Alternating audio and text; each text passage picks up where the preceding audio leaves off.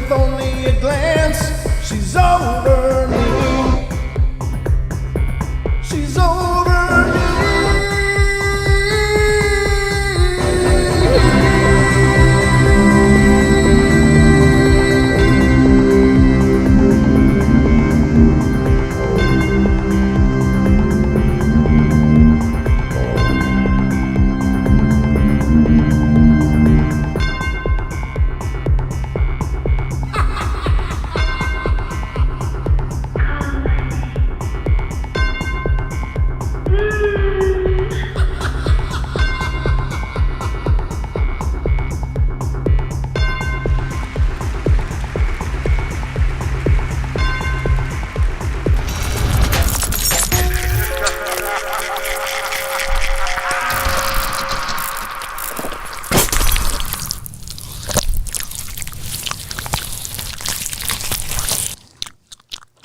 Oh, we're on. Stop it, Brent. I'm just chewing my gum. How you guys doing? Welcome, everybody, to the Wednesday edition of the Paranormal Portal. It's been 2 long days, but by God, we are back. And my God, are we back. We are back, and our front, and everything in between. Sorry. Come on. Give me something here, huh? I'm a little rusty. I haven't been at this for a while. Show me what you're working with. Oh, please. That's rusty. I'm all rusty. But yeah, folks, hello everybody. Hi, Christy. Hi, Portal Mom. Asset Ramses, Gemini, Elaine, Rachel, Bobby, MCAT, Gemini again, looking up the Eric, the artist. Mom, Portal Mom's here. Richard Elmore. Wow, a lot of you guys just flew right in the door. Thank you all for being here. Did I miss anybody? Android's here. Good to see you, Android. And Bobby Simpson. Dream is here. Lots of people here already. Welcome everybody. Wow. We'll do official shout outs here in a minute, but I was just like, wow, you guys are like showed up. I turned on the lights and boom, it was time to show up. But as you heard, I'm not alone here. I brought the muscle with me. I brought the big toe himself. My good friend, my co-host, my right-hand man, Mr. Longbeard. How you doing, Don? Oh, sorry. I guess I should put my SIM card away. we upgraded him in between last show. Totally. He's got a new SIM card now. Totally nerfed my phone. Yeah, he long-bearded that thing proper. Just done. I don't even know how to turn it. I can't even turn it off. It's just smashed.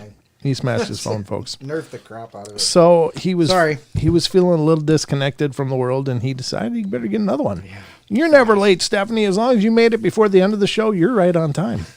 But we like it when you're early. I'm just saying. Oh, yeah. Stephanie says, sorry, I'm late. That's sweet. You guys think you owe me an explanation. Oh, geez, yeah. I always get that from you guys, and that's so cool. It's like, oh, sorry, I haven't been there for the live shows. It's like, wow. How awesome is that you guys feel like you need to explain to me why you're not here? You're not here. That's so beautiful. It's such love. You guys are amazing. Thank you so much. Warms the cockles of my heart. Stardust Moon came in. How you doing, Stardust? Hello, everybody. Richard Elmore. Good to see you. Did I ever say Richard? You did, but that's okay. You can never say Richard enough, I don't think. Well, no. Sure. But anyway, we have a full 2 hours of fun planned for you here tonight, and it should be a good one. But before we go any further, I just want to do an announcement since we got several of you here right now. We did unveil one of the new ventures for the Paranormal Portal umbrella, and that is a new YouTube channel called Paranormal Portal Pieces. Paranormal Portal Pieces. And I'm going to put it up on screen here so you guys can see what it is. So essentially, the idea behind this is that we really want to have a channel that makes 2 hour and 1 hour episodes a little more accessible to everybody that doesn't have necessarily 2 hours to try out on a show that they're not familiar with. So introducing Paranormal Portal Pieces. I'll put the link in the description in the chat. Are we going to do any some of the like gag reels, Oh, sure, yeah, there'll be all kinds of pieces. Okay, but good. We just started out so far.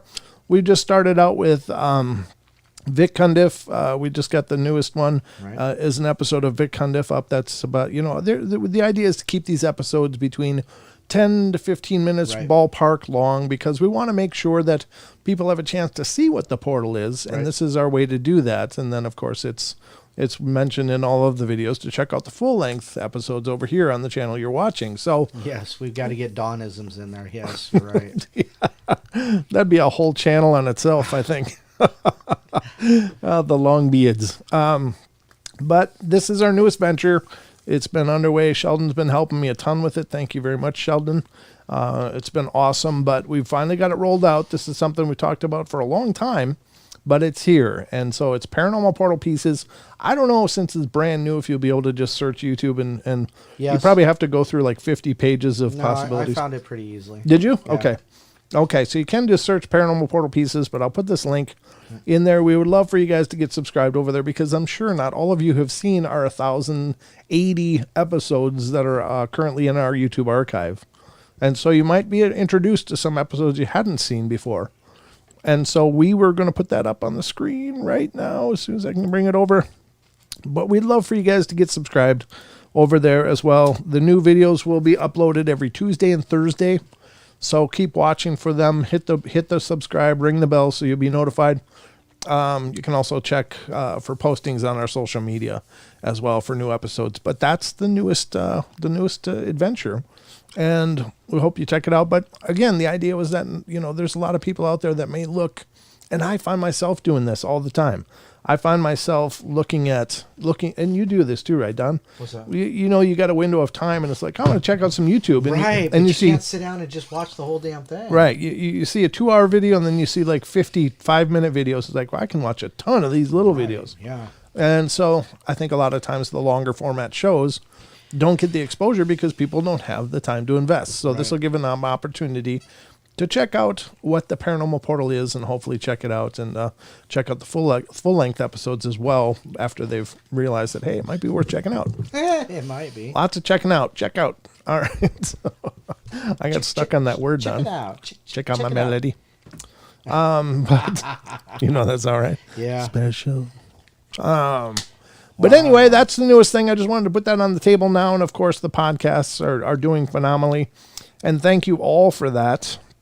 And thanks to Don for that as well. He's really been engineering some real incredible shows. Podcasts, yeah. Yeah. You've got it's basically a whole new sound, man. It is, yeah. You've done it. You've done a hell of a job. So check out those. They are doing wonderful and growing fantastically. So this is just another venture in that whole umbrella of fun that we know. Because we have umbrellas of fun. That's the Paranormal Portal. So I wanted to put that out there right away. Of course, throughout the course of the show tonight, if you want to call in and be a part of the discussion, you sure can be. And how you do that is you call 720-923-0500. Those are the numbers for fun. Again, 720-923-0500. Call. Become involved in the discussion. If you got something paranormal of your very own that you'd love to share, we'd love to hear from you. I've been dry washing my hands the whole time here as I'm talking. Yeah, are you nervous about something? I'm always nervous, Don. I'm on camera. People are watching me. My God. Please. I don't know what I'm doing, man. Gosh, that's like a bunch of... No, I just want to make sure I spit everything out. I've got a million things on my mind. So, but that is the front end of everything, ladies and gentlemen. I hope you all are ready Because the opposite is the back end of everything. There you go.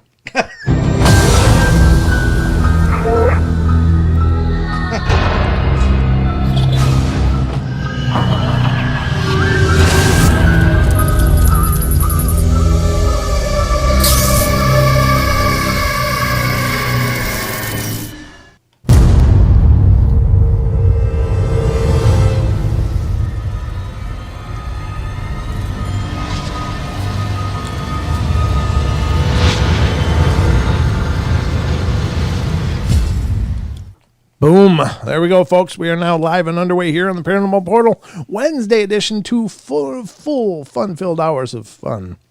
Fun-filled hours of fun. Yeah, that didn't come out right. Yeah. I just threw it together on the moment's notice there, Don. It's what I do, but I don't know. What do you think, Don? Should we head into some news? Let's do the news. Time for the news.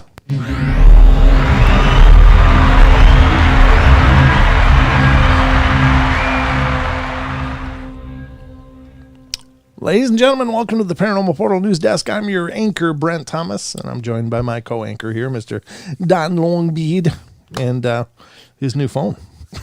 I'm so sorry. I'm just so worried about this. Oh, don't be worried. It'll be great. But you look marvelous. Thank you very much. Thank you, lovey. We got a bunch of news that I pulled up for you guys, and hopefully it'll be good news. We love the good news the bestest. I didn't need to leave that open, did I? Well, I did anyway. I'll cover it right up. Here we go. The first article tonight, ladies and gentlemen, from the Paranormal Portal News Press is coming from unexplained-mysteries.com, and this is Guinness World Record confirms world tallest woman. There she is, folks. Wow. Well, she is very tall. Wow. Look at that. Standing at 7 feet, 0.7 inches tall, 24-year-old Rumaisia Gelgi is now officially the tallest woman on Earth. Gelgi, who hails from Turkey, suffers from a condition so rare that she is the only known case in the entire country. Wow. Known as Weaver syndrome, the condition causes accelerated growth as well as skeletal development problems, meaning that she spends most of her time confined to a wheelchair. When she does take to her feet with the aid of a walker, however, her extreme height is unmistakable. This isn't her first foray into the Guinness Book World Records either. In her younger days, Gelgi was also officially recognized as the world's tallest living female teenager. Wow. She has since used her status to help raise awareness about rare medical conditions. Every disadvantage can be turned into an advantage for yourself, so accept yourself for who you are, be aware of your potential, and do your best, she says. That's beautiful, yeah.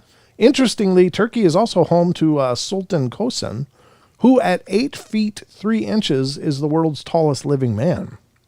The previous record holder for the world's tallest woman was China's Yao Defen, who stood 7 feet 7 inches tall, but died back in 2012 at the age of 40. Yeah, that's the other side of it, of course, with that extreme growth. There's not a long lifespan. I think Robert Wadlow only lived into his 20s, didn't he? I'm not quite sure. I don't think he lived. I mean, he didn't live a long life.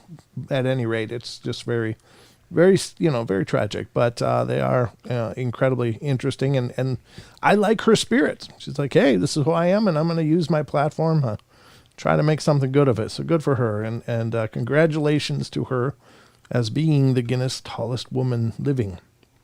All right, that's the first one on the board tonight, Don. Nice. There's much more where that came from, though, huh?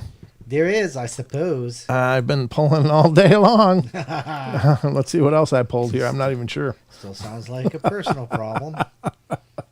Whoa. I got to really, really phrase things real careful to keep them all the way away from the gutter, don't I? Sorry. You're talking about my leg, right?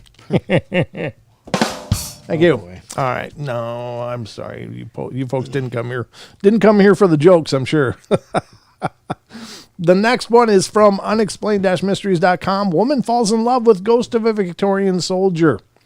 That's right. Love is in the air, folks. If you're looking for love and you can't seem to find it, might be looking in the wrong time. That's all. Just got to find some earthbound spirit looking for some companionship. Somebody should start a site for like that, I don't know what you call it. Be like, what would be the ghostly version of Match.com? I mean, it could be a real racket because you could just say that these ghosts are looking for love, and there'd be people out there that probably believe you. I'm in love with my boyfriend, Eduardo. Eduardo is the guy's name. So a guest on UK's This Morning TV show this week. Sorry, I got to throw away the gum. It's driving me crazy. Had a rather peculiar and otherworldly tale to tell. The 38-year-old singer-songwriter who goes by the name of Brocard, generated a great deal of attention and debate on social media after appearing on a TV segment in which she explained that she was in the relationship with a ghost named Eduardo. The initial spook, who she claims died after falling down a well at the age of 35, first visited her one night during a thunderstorm and quickly developed a close bond with her. A year and a half, this spirit has been around, and it's got progressively more intense. I don't know if I want to read much more. Yeah, no doubt. She said, you'll feel like a breath of air going around your body. I feel like I'm being embraced. I'll feel hands surrounding me. And in case anybody's interested, there's an ad for a bamboo bidet towels, apparently. Oh, wow. I don't know. I literally feel there's someone I have a loyalty to. There's a possession there. Ooh, that's not a good word to use. Yeah. That's a bad word. Define the word possession in this case, please. Not everything is rosy. However, she also maintains that her supernatural lover gets jealous when she gets ready to go out with other men. Oh, my gosh. Wow. Well, can you blame him? What does he have that I don't have? I mean, other than skin. Mass. Even going so far as to nudge her arm to ruin her makeup. Oof. Possessive. She's right. She also claims that the ghost draws love hearts in the steam when she takes a shower. Unsurprisingly, her story has met with more than a hefty dose of skepticism. Well, should be met with maybe some psychology too, maybe. I don't know. I mean, don't get me wrong, folks. I believe that there are spirits. And I believe that these spirits can attach to people. I believe that some people may believe that attachment is a very beautiful, loving thing, but most oftenly, I would bet it's probably not. Yeah. Not so much. Yeah, I mean, how many stories have we talked about where it's, oh, the cute little girl is living in my house and I leave her toys, and it starts out all loving and sweet like that, and then it ends with screaming and exorcisms, right? Exactly. It's like that's how it starts. But anyway, there you go, folks. It's just when you think you've heard it all, you hear something new. And that's the new that we've got for you tonight. Let's see what else I got for you tonight. I don't even remember. I pulled them up for a long time ago today, so... Let's see what I did here. It cracks me up. Sorry. This is the next one. Unexplained-mysteries.com tells us the Earth is surrounded by a huge magnetic tunnel, study claims. This isn't really long, is it? No, this is okay. I thought we knew that. I knew we had a magnetic field. I didn't know about a tunnel. This tunnel thing is new to me. Huh. A new paper has been put forward a radical new theory to explain mysterious magnetic structures in the sky. Did you know there were magnetic structures? I did not. I didn't either. According to Dr. Jennifer West, research associate at the Dunlap Institute for Astronomy and Astrophysics, two enigmatic structures that we see on opposite sides of the sky, the North Polar Spur, and the Fan region, are in fact connected together by a vast cosmic network of magnetic filaments. These filaments, she argues, form a tunnel that encircles the entire solar system. Oof. If we were to look up at the sky, we would see this tunnel-like structure in just about every direction we looked, she says. That is, if we had eyes that could see radio light. For decades, scientists have puzzled over the nature of these two structures. However, this is the first time that anyone has been able to show that they may, in fact, be connected together. A few years ago, one of our co-authors, Tom Landecker, told me about a paper from 1965 from the early days of radio astronomy, said West. Based on the crude data available at this time, the authors, Matthewson and Milne, speculated that these polarized radio signals could arise from our view of the local arm of the galaxy from inside it. I don't even know if that makes sense. Did that make any sense? No. Not to me either. Based on the crude data available, the authors speculate arise from our view of the local arm of the galaxy from inside. Yeah, that still doesn't make any sense, does it? I'm sure it does to people that are much smarter than I am, but the paper inspired me to develop this idea and tie my model to the vastly better data that our telescopes give us today. According to her findings, this huge magnetic tunnel in space could be around 1,000 light years across, an estimate that seems consistent with existing data on the interconnected structures. As things stand, her findings require further confirmation. However, the results are tantalizing. When Jennifer first pitched this to me, I thought it was too out there, air quotes, but to be a possible explanation, said astronomer Brian Gansler of the University of Toronto. Now I'm excited to see how the rest of astronomy community reacts. Yeah, me too. I'm not really that interested. Yeah, me neither. I'm just trying to be excited about it. Wow. That's interesting. I don't know what that means. There's really cool, really cool information like that out there. and then there's just this boring stuff. And then maybe it's just because, I'm not, the most intelligent guy in the world, No, so, stop it. but whatever. Right. Neither of us are. Unfortunately, we're way out of our pay grade on most of this, Don, but that's okay. We still love the discussions. There you go. Right? This is the next one. This is not your typical pest problem, but at any rate, unexplained-mysteries.com talks about 92 rattlesnakes removed from underneath a house. Wow. Oof. That's a few. The foundations of a house in California were recently the site of a rather disturbing discovery. Finding a snake in your home can be an unnerving experience at the best of times, but imagine finding several dozen of the reptiles, all cozying up directly under your feet. Yeah, that's no fun. Bet you they don't have mice, though. This was a horrific reality for the occupants of a home in Sonoma County recently when a routine visit from a snake removal expert turned up a staggering 92 rattlesnakes. The operation, which is carried out by Sonoma County Reptile Rescue, Director Al Wolf saw 22 adults, 59 babies being removed from the foundations, followed by 11 more during a later visit. According to Wolf, the most likely reason for there being quite so many of them was that the area beneath the house was full of rocks, which made it an ideal place for them to give birth. This would also explain why so many of the snakes discovered there were babies. It's not typical in California at lower elevations to have that many snakes, and it's definitely not typical for them to be under a home, said herpetologist Emily Taylor from California Polytechnic State University. Surprisingly, most of the snakes were not hostile when they were removed, probably because most of them were babies. Yeah. They just didn't know what the hell was going on. Rattlesnakes generally tend to be very secretive and do not want to encounter people, and are only going to bite a person or a pet if they feel like their life is at risk, said Taylor. Well, there you have it. That's a lot of snakes. Yeah, it is. Oof. What does that look like? Let's find out, Don. Let's find out. Well, just in time for Halloween, we have a really scary story. The owner of a Sonoma County home recently found more than a few rattlesnakes. Yes, rattlesnakes living under the house. In fact, nearly 100 snakes were found. Yeah, yikes, right? ABC 7 News reporter Cornell Bernard spoke to the brave man who had the job of evicting those snakes. Get out. Whoa. Al Wolf is a brave man who loves his job, despite the risks. You ever get bitten? I've been bitten 13 times. He's a real-life rattlesnake wrangler and director of nonprofit Sonoma County Reptile Rescue. And this is a male rattlesnake. I can tell by the length of his tail. I can tell the fact that Al's he's been a removing snake. rattlesnakes from properties for 32 years. He thought he'd seen every fang and heard every rattle until recently when a homeowner called after spotting a snake going underneath her mountainside home. This trip called for the gloves. And these are pretty much snake those are gloves. so And the the rattlesnakes gloves are can't on. bite through them. Because at this point, it's dangerous. So I get on my hands and knees. I'm not even in there a minute before I find the first rattlesnake. That's awesome. The snake count quickly multiplied, reaching 10, 20, 30, 40, 50, and higher.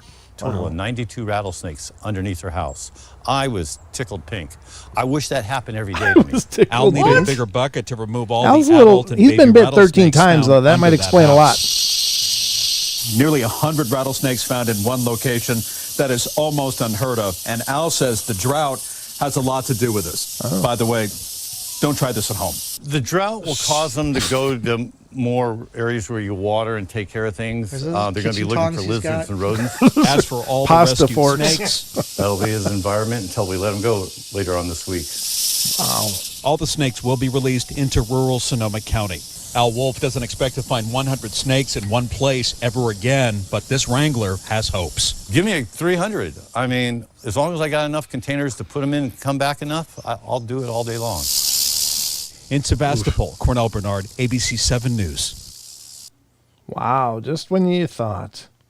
Then you got a guy like Al stepping up and taking care of business. He loves the sight of lots of rattlesnakes. I don't know. That's not your average story, Don. It is not. Yeah, and he's excited. He's like, "Ooh, yeah, yeah, that's snakes, yeah." No, Smoking snake venom or What the hell something. is wrong with you? I don't know, mister? 13 times you're bit and you're still walking away just fine? It's 13. Yeah, Yeah. lucky number 13. Wowza, that's spooky stuff. Well, that's not your average news. That's why we're covering it, because it's definitely not normal. Let's move on to the next story, and this is coming from unexplained-mysteries.com as well. Great site, by the way. Check it out if you get a chance. I love this site. Oh, GG. Oh, gosh. All right, this story is UFO investigator invites celebrities to help him contact aliens.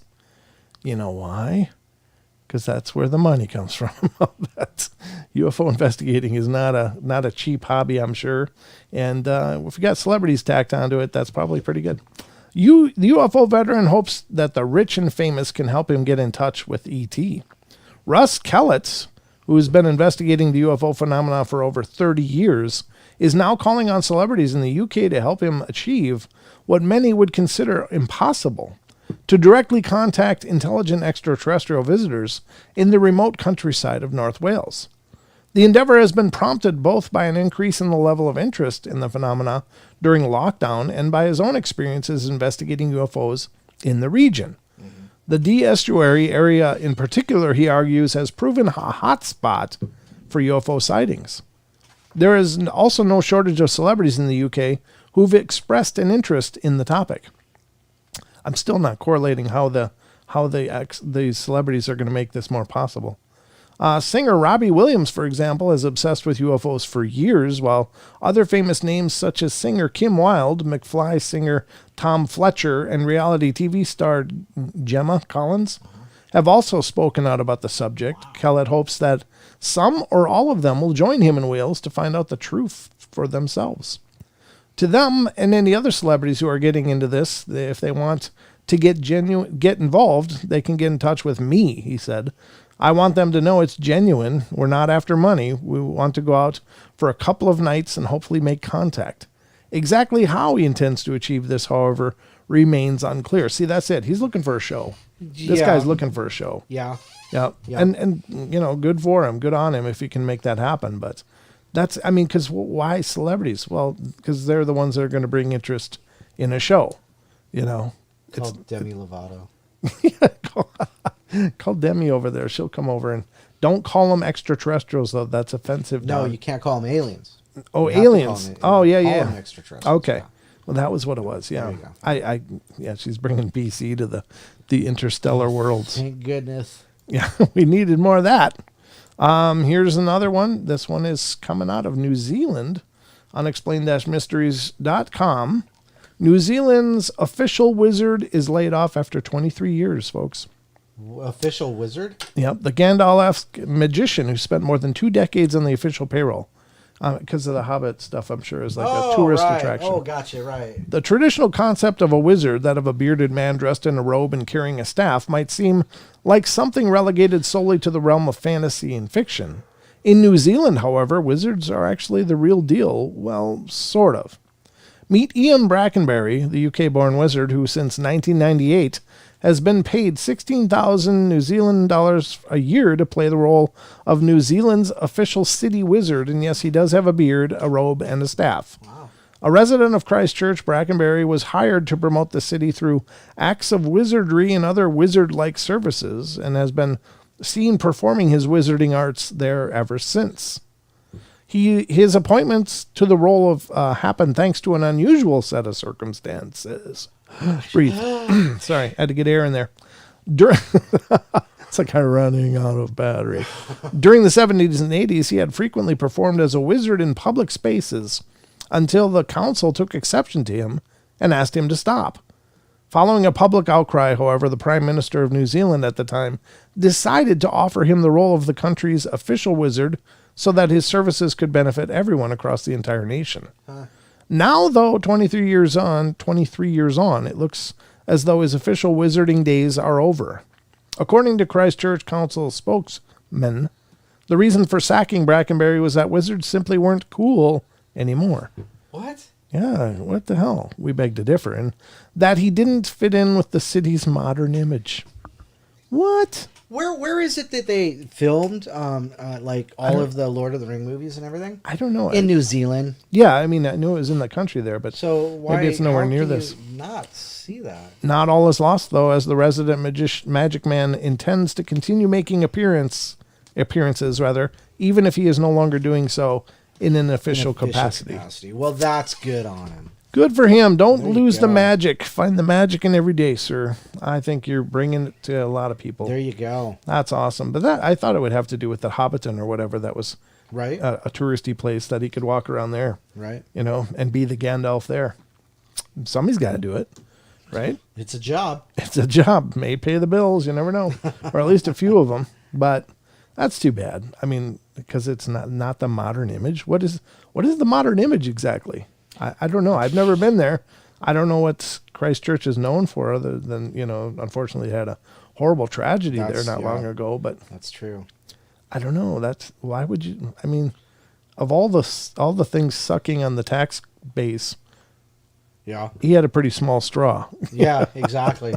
I'm sure there's some fat they could trim somewhere else on the books that would be much more appropriate. You But know, anyway, I wonder how much, 16,000 New Zealand a year, dollars. you know, is that a good average wage? I don't even know what that means. How much? Let me do this. Exchange rate for New Zealand dollar.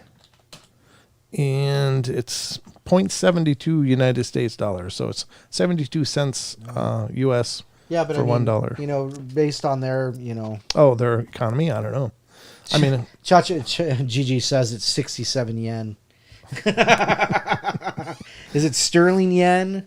Which one is it? She's got pound and yen. So okay, yeah, we're more interested in the dollar there, but thank you for that effort. That was good. she said I was close, not really, but okay.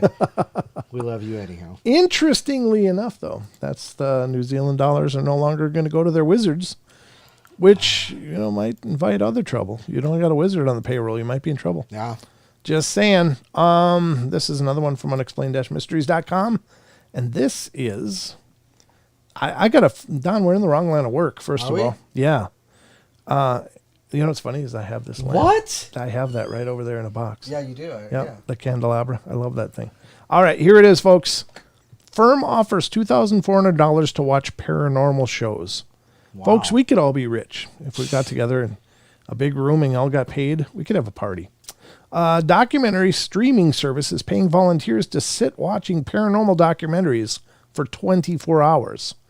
There have been some pretty iconic paranormal TV shows over the years, from Robert Stack's classic Unsolved Mysteries to the more recent Ghost Hunters and everything in between. But no matter how much of a fan you might be of such shows, there are few who would be happy to sit around for 24 hours straight watching nothing. Wow. But paranormal TV episodes back to back. I would. I do it. I did that stuff for free. Now, though, Magellan TV, a popular documentary streaming service with a catalog exceeding 1,500 documentaries and shows, is offering volunteers the opportunity to earn some extra cash by doing just that. Participants will be paid $100 per hour, making a total of $2,400 over the 24 hours, to watch a selection of paranormal shows and then to talk about them on social media afterwards. Wow. Wow, is So that's right. like $2,400 a day Yeah. if you sit for 24 hours and actually watch it and then talk about them. Yeah. The shows available to watch include My Mom Talks to Aliens, Wow. Confessions of an Alien Abductee, Boogeymen, Monster Among Us, Weird or What with William Shatner. So you got a new one? Well, I don't know if it's new anymore. It's been around a little while, but yeah. I know that, yeah.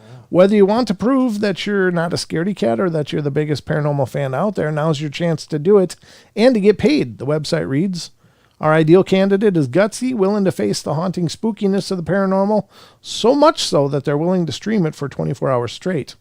You can check out the application page for yourself here. Let me bookmark that quick.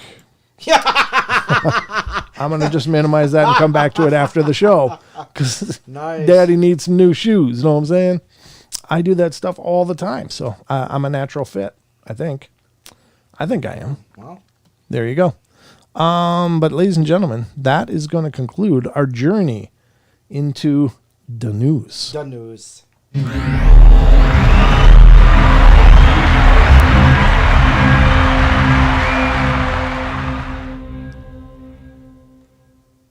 Oh, yeah, I got to actually switch stuff, don't I? Yeah. Welcome back, ladies and gentlemen. Hope you enjoyed the news. Thank you so much. And also, it stayed at a 90% in favor of the news segments. I did a poll on YouTube about whether people really enjoyed the news or not. Apparently you guys like it. Apparently you like it, Yeah. to the tune of 90% of you like it. 10% of you thought maybe something else would be better, or nothing at all. Maybe it should be just maybe a different show altogether. No, I'm just kidding. That's never better. Drew's Paranormal Vlog. New name in there. Hi, Drew. How are you? Drew's Paranormal Vlog? Really? Yeah. Well, welcome, Drew. From Scotland. Wow, very cool. Over by our buddy, Mr. Kev Baker. Kev Baker's over there. That's right. Yep. Very cool. Love the news, as it says. Well, thank you. Appreciate that. We love doing it. We love bringing you as much entertainment as we can pack into these shows. Yeah. Some shows are more entertaining than others, but at any rate, you get the best we can give you. And you take it like a man or a woman or whatever your pronoun is. Whatever. Never mind. Jesus. Shut up, Don. Started out really, really well. Started out strong, then just kind of petered out. Just like, never mind. That's probably a good idea. I'm just going to let that die before it goes all kinds of stupid in a hurry. So we got a bunch more paranormal fun to bring you guys. The cut of the app, October 11th. No. Oh, Android says the cutoff for the application was October 11th. Oh, gosh. I wonder if they would make an extension for a guy that has his own paranormal show. I'm just saying. Just throwing that out there. Hey, we're kind of half popular. Yeah, well, some people know who we are. Maybe that would work. I don't know. It's kind of cool, though. I mean, that's a hell of an opportunity. I do love those shows, though. I mean, I love all of them. So anyway, we got a lot more to bring you now. So let's dive into the rest of the paranormal fun on our calendar. So real quick, they're talking about what they're going to dress up for is Halloween this year. Oh. Gigi says she's going to salmonella. I don't know how the hell you're going to manage that one. You're going to have like pea green soup. Just make sure she isn't confusing that with salamander or something. That is not a little reptilian thing, right? Code brown. That's right. Oh, she said it was autocorrect, right? Oh. A Dalmatian, yes. Oh, sure. I can see how that happened. I see how that happened. It's a little spotty. Yeah. So is my logic sometimes. But anyway, let's get to more of the paranormal fun that you've come to love right here on the show. I don't know how Dalmatian autocorrects to salmonella. Just gonna let that die. Thank you, Drew. What did Drew do? She says I'll re-listen to you guys. Just wanted to say thanks for facts and giggles, and I'll leave comments now that I've introduced myself. Awesome, very nice to meet you. Thanks for stopping in. And if you want to watch a good show, you can watch Friday and Saturday. You can watch Paisley Wild right after us at 9:00 on YouTube as well. You could, yeah. There's and lots you might of fun. actually find interest in that because it's actually about her pagan journey. So there you go. There you go. All right, but let's do the show that we're doing now. Yes. Side note, Don's pimping another show. Well, there you have it. Let's keep this ball rolling. First of all, I want to cover an article that comes from the dailystar.co.uk. And I thought this was interesting, and it was posted actually earlier today by Paranormal Science Lab on their Facebook page. And I was like, oh, that's kind of... Paranormal Science Lab. That's Lisa. Lisa, yeah. Yeah, that's her and her team. And they posted this, and I was like, oh, cool, I'm going to share this as well. But I thought, why don't we talk about it on the show? Now, disclosure has been something that's been, on a lot of people's minds lately, and there's been some form of disclosure, at least by the Navy, with the Tic Tac Craft videos and stuff, and several other admissions of video that they say they don't know what it is. But I think that if we're going to get disclosure, it's going to be this piecemeal thing. Right. There's going to be like, well, an acknowledgement of this, that, and the other. Now, this is apparently an article from the dailystar.co.uk, and the headline is, "I was part of a UFO cover-up," says former U.S. Air Force photographer. I think that's pretty cool. I don't think this is new, though. I think this guy has been talking about this for quite a while, but it says, Dr. Robert Jacobs accidentally captured high-resolution footage of a saucer-shaped craft firing mysterious beams of light at a U.S. nuclear-capable missile as it flew at 8,000 miles per hour over California. Well, California, it's okay. Jesus. Except, present company excluded, of course. Excluded, of course. But this, of course, has been talked about forever on a lot of UFO shows.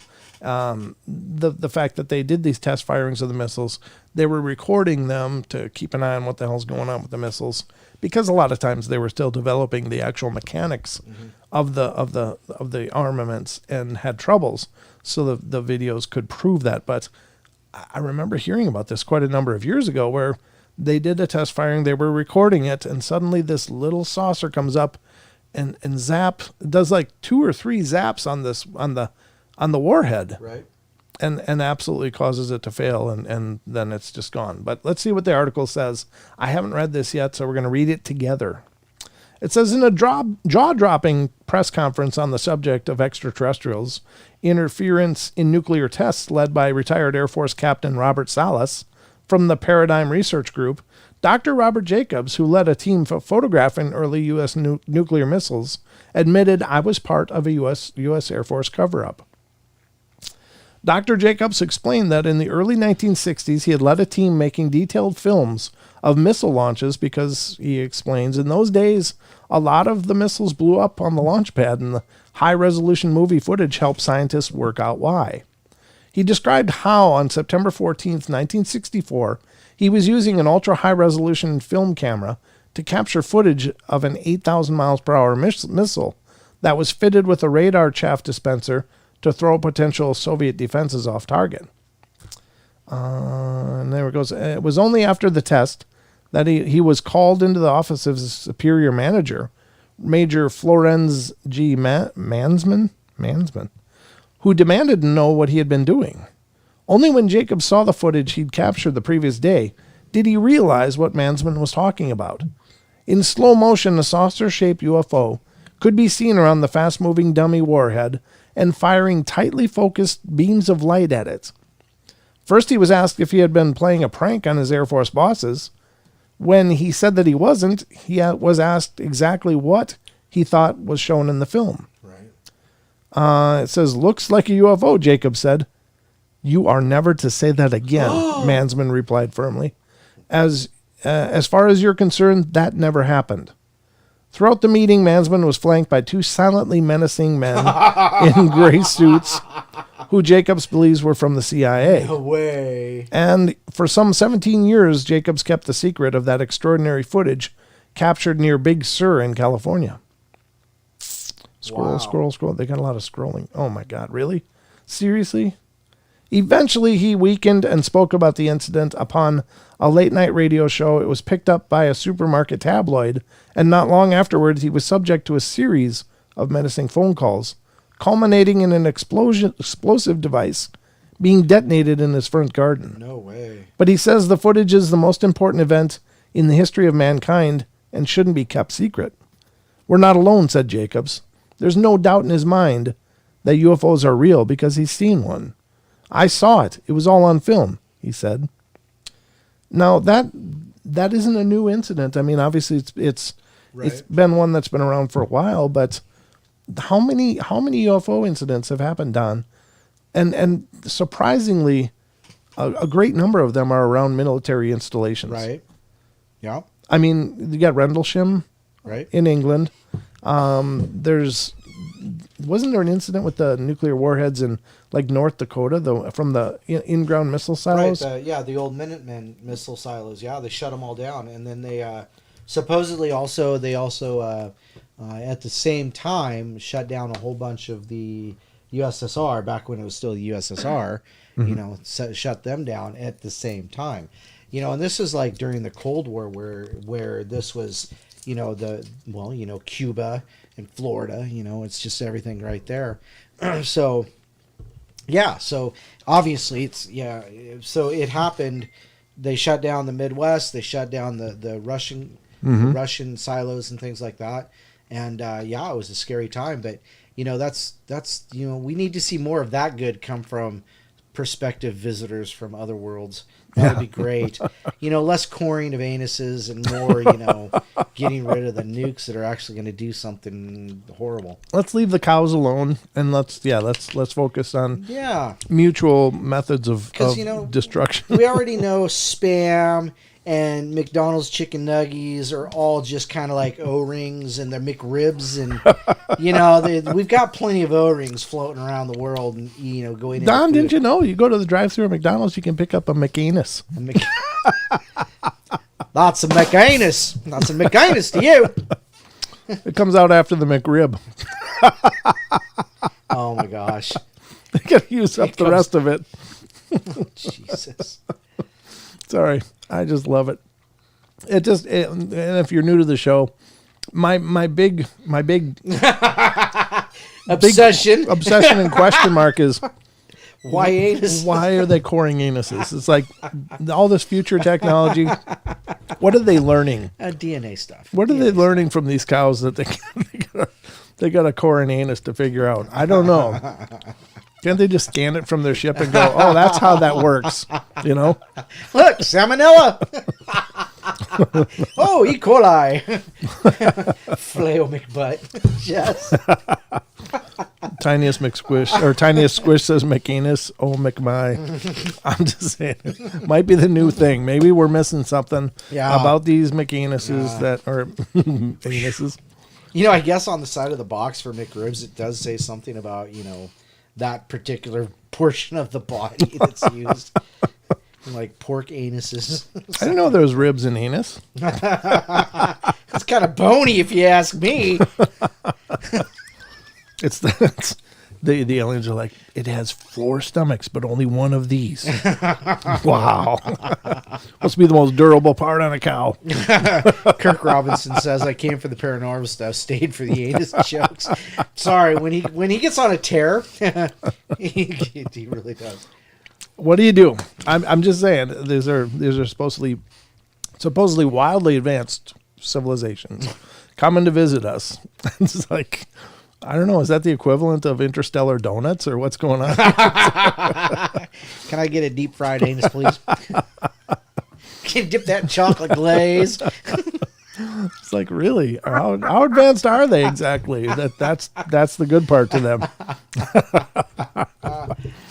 Just saying. It's got me wondering. Now, there's an interesting idea. Rachel says it could be that aliens are contestants on an extreme interstellar game show. But more on the scientific side, Andrew Purity says maybe they're examining the contents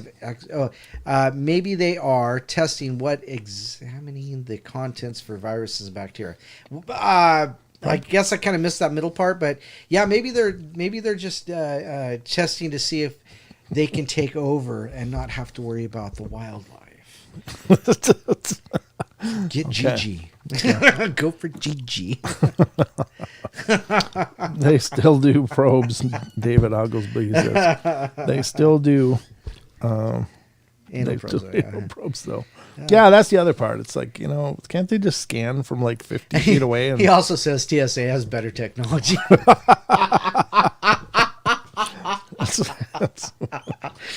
Maybe that's why they're here. They're learning from us. Yeah, that's right. Yeah, TSA is doing intergalactic training and non-evasive. Leon's like, but they said cavity searches. What? It's a cavity. I don't know. Just saying, weird stuff all around. But it makes you wonder, like, do these aliens come and shut down our gear? I think that's probably a show of force or something. Like, hey, you're not going to start lobbing that stuff around. Maybe. Now, I wouldn't want to bank on that. Going, okay, guys, go push your buttons. I don't care. See what happens. Because that'd be about the time they'd be busy with cow anuses or something. I don't know. It's very strange. Could it be? Yeah, it could be. But that's So Elaine Clifford says TSA equals aliens. Is that? Well, it just went right through my head. I had something trans something aliens for some reason right in my head. It was there. It was there. It was. Yep. You get an A for effort. Transstellar aliens. TSA transstellar. Transstellar. Gotcha. Hi Karen, tell the hubby hi. Yeah. Hi. Now we're going to move over to another article, and this one is from Curiosmos and Curiosmos.com. Apparently, an Ohio University emeritus professor says he sees images from Mars that prove there's life. Well, he is in Ohio. Yeah, Ohio has like the most bizarre stuff happening, so that probably falls in the line with everything else in that state. Not to bash Ohio, I love the state, been there many times, but you guys got a lot of stuff going on there. Whatever's going on in Ohio, I don't know, but you got Bigfoot, you got aliens, you got Dogman, you got weird crawlers and all kinds of strange energy stuff going on there. Everything is happening in Ohio. But let's check out this article from Curiosmos, and here it is. And look at that first picture. Looks like a crab. Right? It does. I mean, I got to admit, that doesn't look like a normal geographic structure, geological structure, right? Right, yeah, no. All the other strata is on a horizontal fashion, but then you get this weird, what the hell's that in the middle? I don't know. It's a fungus. It does. It looks like a big amoeba, doesn't it? Amoeba. A fungus among us. There's a fungus among us. But let's take a look at this article. It says an Ohio University emeritus professor analyzed countless images from Mars and says that there has been and still is life on Mars. Mm-hmm. Some of these life forms are clearly visible in the images beamed back from the red planet. Ohio University emeritus professor William Romiser, I guess, decided to study and analyze a series of photographs taken from the surface of Mars by various NASA rovers and claims that there is evidence of life. To his surprise, the emeritus professor revealed that some of the images clearly show insect-like and reptile-like forms in the images, appearing to verify that life exists on Mars, according to a statement from the University of Ohio. Wow. He's got to have tenure. This guy must have tenure. He's not talking like that if he's new. The Ohio entomologist argues that we already have more than enough evidence to confirm that there is life on Mars, and we can thank NASA rovers on the red planet. This unexpected revelation from a researcher who is a specialist in arbovirology and general medical entomology, Dr. Romiser has spent several years analyzing the images from Mars freely available on NASA's website. He revealed that during his search, he encountered evidence of a number of insect-like life forms which appear to be similar to bees, and he also claims to have found reptile-like life forms, both as fossil and living creatures. And here's one of them. Oh. And it says, whole insect-like body, head turned towards the camera. And up here he's saying there's a forward leg. There's a compound eye that does look like a mantis kind of head, doesn't it? Like if you were thinking of a praying mantis. Right. Behind that is a thorax. And over here is an abdomen. The abdomen. And over here is a leg. So it's got two legs? Well, that we could see, obviously. Right. Yeah. Well. But yeah. how big is that? I mean, and I don't know. How much blowing up did he do of that picture? I mean, Looks like a lot of the Sasquatch pictures I've seen. Yeah, it's a blur squatch. Yeah. Now, see, something like this could very well just be some mineral deposits or been displaced Right. by any number of events that had happened throughout the history of Mars that we don't know anything about. But it does have a striking similarity to an insect with the really nice red lines that spell everything out. Now, if these red lines weren't here, It looked like a rock. it would look like a rock, and I'd be like, what the hell is he seeing? But when you draw red lines, everything becomes crystal clear. Just look on Absolutely. Facebook or YouTube, Yeah. and you'll see all kinds of amazing things in a lot of what would otherwise be very... And if you want some really good information, go to Wes. Go to Wes. He'll tell you all about them because he knows that they're good. But I think it is interesting with these lines that it does. I can see where he's seeing something. Yeah. But It's there. without these lines, it wouldn't have been anything to me. So this is one of the creatures Emeritus Professor William Ramusser found on Mars. His discoveries were presented in the National Meeting of Entomological Society of America in St. Louis, Missouri. There's been and still is life on Mars, Ramusser explained, adding that the images appear to show both fossilized and living creatures. There is an apparent diversity among Martian insect-like fauna, which display many features similar to Terran insects and that are interpreted as advanced groups. For example, the presence of wings, wing flexion, agile gliding / flight, and various structured leg elements. Sorry, I gotta move Go ahead. I just don't see how he can make those statements? Yeah, because depending on... These things would have to be huge to be seen, with the rover. He'd have to, if it was just a rock, that the rover went by and saw, flash by, and somebody goes, oh, look, there's a little tiny... Sure. How many times did he blow this thing up? I'm just questioning. There is truth. And now I will say that I have seen some images that allegedly came back from these rovers, and it was quite a number of years ago. But essentially, it shows the rover, and it's got several cameras on it as it's going on. The first camera, you can see part of the rover, but you see this little, and it really does look like a moth in the air in front of this thing. There's Mothman on Mars. Well, no, I mean it was like insect size, I think. Right. But it moved through frames of pictures. It moved through the different camera views until it was out of sight. Right. So it does seem to imply that there was motion to it. Now, we don't know what the debris and stuff might be on this planet and blowing around and what state it's in. I mean, I don't pretend to know. But it did look pretty convincing that it looked like it could be an insect flying through the air. Just saying. I don't know that it was factual. I don't know that it was legitimate. But it was just something I ran across, and I was like, that's kind of interesting. Although scientists still argue that they've not found conclusive evidence of life on Mars, Professor Dr. Ramusser says that NASA's rovers, particularly Curiosity, have taken a number of photographs of the Martian surface where arthropod body segments, along with legs, antenna, and wings, can be picked out from the surrounding area. One of the images even appears to show insects in a steep dive before pulling up to avoid hitting the ground.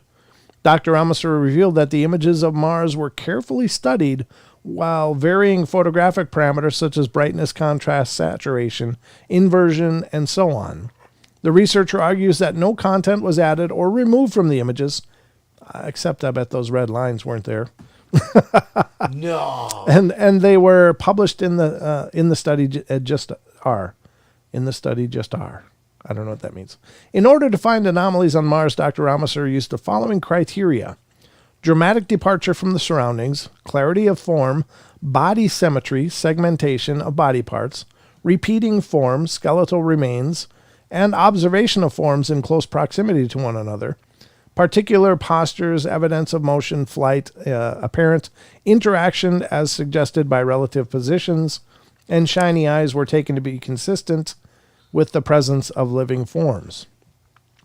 The Ohio University entomologist further explains that distinct flight patterns are evident in many of the images from Mars. The creatures he believes to have identified resemble bumblebees as well as carpenter bees on Earth. Some of the images from Mars even seem to show the insects leaving their shelter or nest in caves. The expert claims there are images that also show fossilized creatures resembling snakes.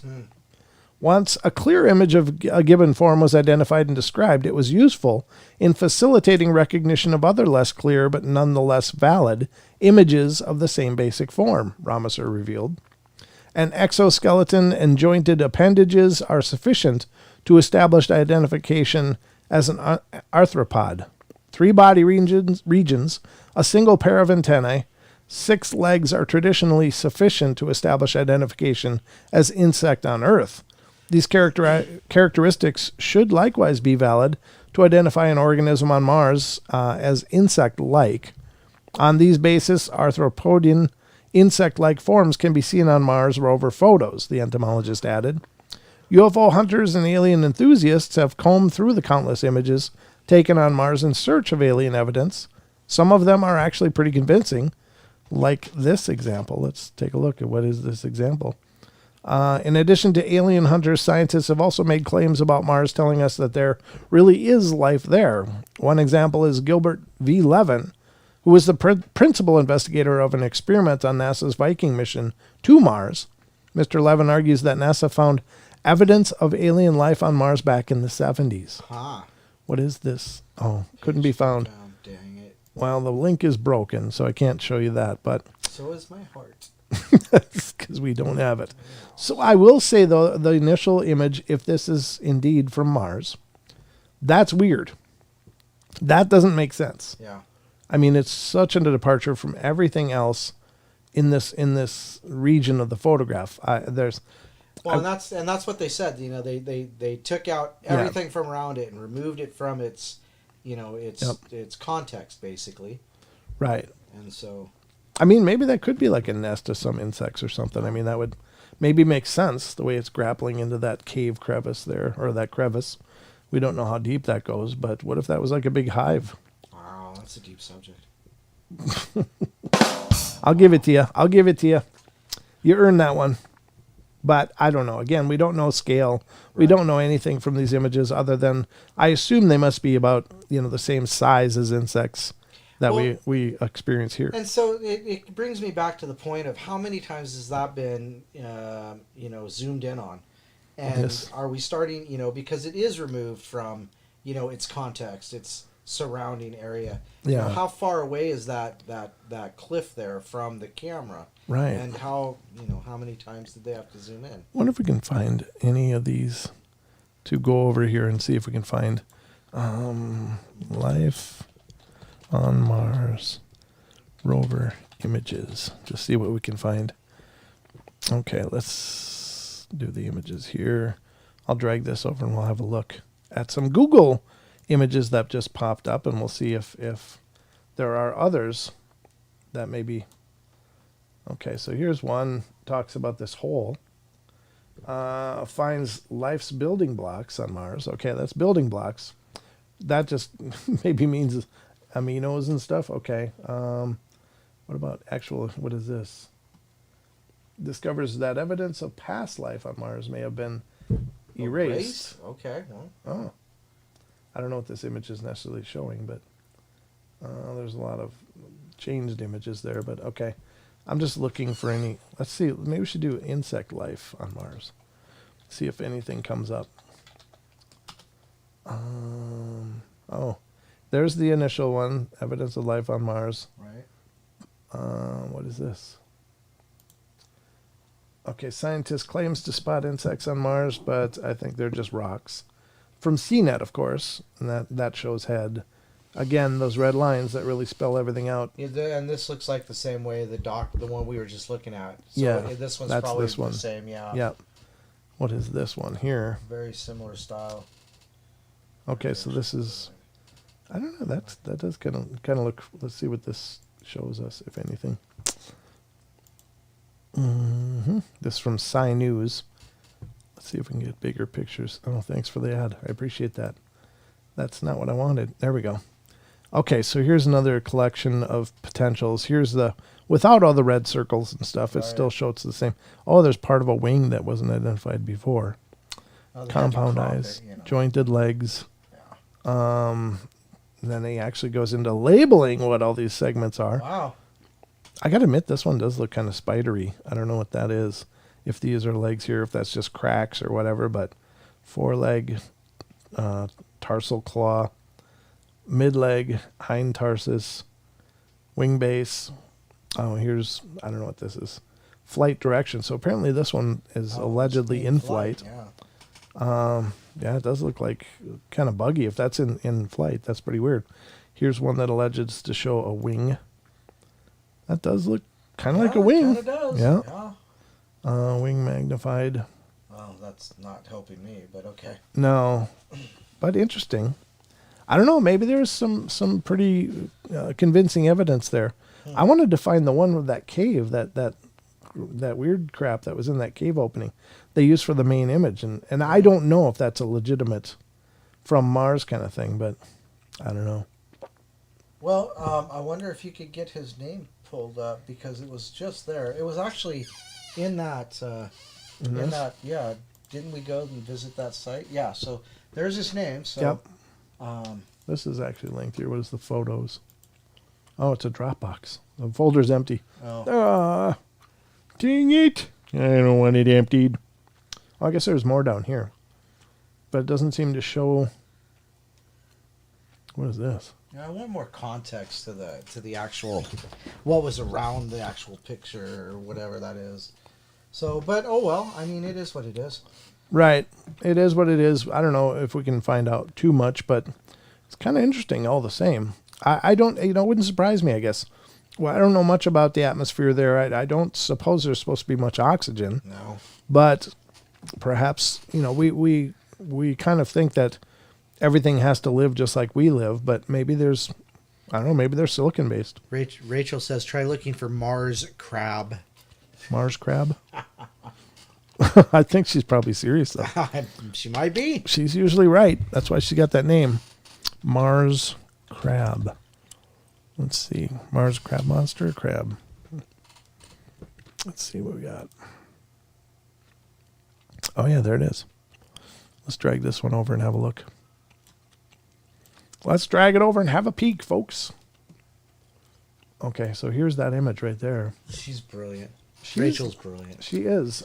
6 spooky objects and monsters. There it is. Yeah, that's it. That's in context. Yep. But see how big it is here, though? Yeah. So, I mean, yeah, it is, well, yeah, okay. Let's see if we can check out this and see what it looks like. We could just go onto this subject a little bit more. Oh, 6 spooky objects found and monsters the internet found on Mars. Oh, yeah, I've seen this one before. I've seen that one too, yeah. It does look like a statue or someone just standing there. That's true, yeah. Yep, I remember seeing this one. There's the face, of course. The face is real popular. The floating spoon, I think this one is very interesting. Oh, yeah. Because I can't imagine that everything else weathered down like this and that one structure is just unchanged.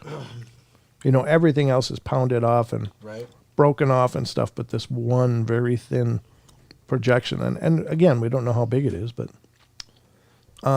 is it possibly a Martian? Oh, yeah, I don't know. Maybe. Oh, this is one of the, yeah. Oh, look, yeah, Bigfoot. Bigfoot on Mars. It says Martian mermaid, Don. Oh, whatever. But it does kind of look like Bigfoot, you're right. Yep. Oh, come on, no, really, no. No thanks. And then this is another one like this. That's not the same one, though, is it? It kind of looks the same to me. It does, but what did we see before? Yeah, it's the same one. Yes. Yep. Okay. Well, there you have it, folks. I don't know, but it's interesting all the same.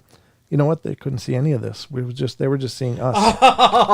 Sorry, I didn't switch the cameras. Wow, we just totally nerfed that one, didn't we? Here's some images that people have found. Sorry about that.